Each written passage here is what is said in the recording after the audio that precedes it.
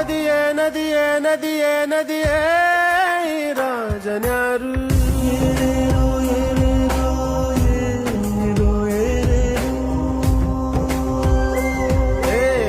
ವಿಧಿಯೇ ವಿಧಿಯೇ ವಿಧಿಯೇ ವಿಧಿಯೇ ವೀರನ್ಯಾರು